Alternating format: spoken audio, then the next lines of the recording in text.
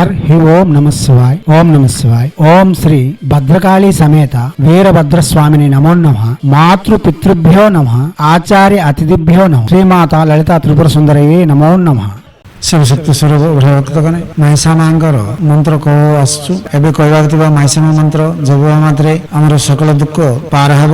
ଆଉ ମାଇସା ମାକୁ ଆମେ ଘରେ ନିତ୍ୟ ଆରାଧନା କରିବୁ। ମାଇସା ମାକୁ ଆମ କୁଳଦେବତା ହିସାବରେ ପ୍ରତିଷ୍ଠା କରିବୁ। ମାଇସା ମା ଅନୁଗ୍ରହରେ ସବୁ ସୁବିଧା ପାଇବୁ ବୋଲି କିଏ ଭାବୁଛନ୍ତି ତାଙ୍କେ ଆମ ଗ୍ରାମ ଦେବୀଙ୍କ ପାଖରୁ ନା ମାଇସା ମା ଆରାଧନା ନିତ୍ୟ ଆରାଧନା କରିବା ଲୋକଠାରୁ ନହେଲେ ମାଇସା ମା ମନ୍ଦିରକୁ ଯାଇ ହଳଦିଆ ଆଣି ରବିବାର ଦିନ ମଙ୍ଗଳବାର ଦିନ ପ୍ରାରମ୍ଭ କରି ଆମେ ଏବେ କହିବାକୁ ଥିବା ମନ୍ତ୍ର ସକାଳ ସନ୍ଧ୍ୟାରେ 108 ଥର ଲେଖା ଜପିବା। ଆଗେ ଆମେ କୁଳଦେବତା ଆରାଧନା ଇଷ୍ଟ ଦେବତା ଆରାଧନା ସମ୍ପୂର୍ଣ୍ଣ କରି ସେ ଉତାରୁ ମାଇସା ମାକୁ ଗୋଟେ ପିଢ଼ ସଜାଡ଼ି ସେ ପିଢ଼ରେ ଗୋଟେ ବୁଟା ରଖି ବୋଲେ ବାଉଁଶ ସାଙ୍ଗେ ବୁଣିଥିବା ଗୋଟେ ଡୁଙ୍ଗାଟି ରଖି ତାହିଁରେ ନମୁଲି ପିଞ୍ଚ ମୟୂର ପିଞ୍ଚ ଛାଞ୍ଚୁଣି ଆଉ ବିଞ୍ଜା ଆମର ରଖି କେତେଟା ଜିନିଷ ତାହିଁରେ ରଖି ଆମେ ପୂଜା ଆରାଧନା କରିପାରିବୁ। ଗୁରୁଙ୍କ ପାଖକୁ ଯାଇ ଯନ୍ତ୍ର ଆକର୍ଷଣ ଯନ୍ତ୍ର ଦିଗ୍ବନ୍ଧନ ଯନ୍ତ୍ର ଆଣିଲେ ବହୁତ ଭଲ। ଏମିତି ଆରାଧନା କଲା ବେଳେ ଦୁଷ୍ଟ ଶକ୍ତି ମାନେ ବି ଆସିକି ଆମକୁ ଆହ୍ୱାନ କରନ୍ତି। ସେ ପୀଡ଼ା ଉପରେ ଦୁଷ୍ଟ ଶକ୍ତି ଯଦି ଆହ୍ୱାନିତ ହେଲେ ଆମକୁ ବଡ ଅସୁବିଧା ହେବ।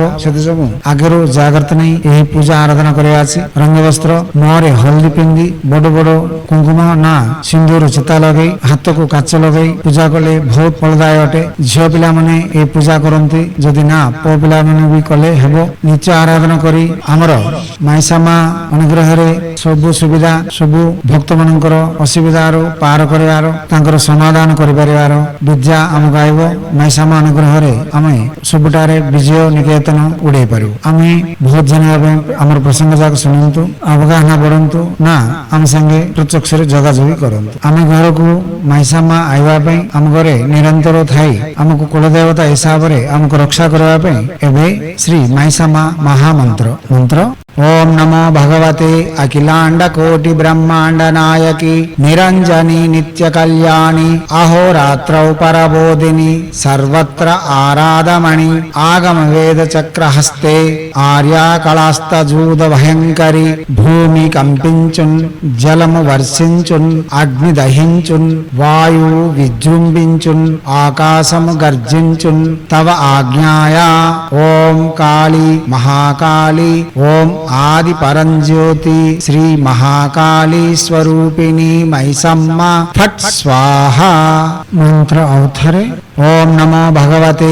अखिलांड कोटि ब्रह्मांड नायकी निरंजनी नित्य कल्याणी अहोरात्रौ परबोधिनी सर्वत्र आराधमणि आगम वेद चक्र हस्ते आर्या कलास्तजूद भयंकरी भूमि कंपिंचुन जलम वर्षिंचुन अग्नि दहिंचुन वायु विजृंभिंचुन आकाशम गर्जिंचुन तव आज्ञाया ओम काली महाकाली ओम आदि परंज्योति श्री महाकाली स्वरूपिणी मैसम्म फट स्वाहा मंत्र अवथरे ओम नमो भगवते अखिलांड कोटि ब्रह्मांड नायकी निरंजनी नित्य कल्याणी अहोरात्रौ परबोधिनी सर्वत्र आराधमणि आगम वेद चक्र हस्ते आर्या कलास्तजूद भयंकरी भूमि कंपिंचुन जलम वर्षिंचुन अग्नि दहिंचुन वायु विजृंभिंचुन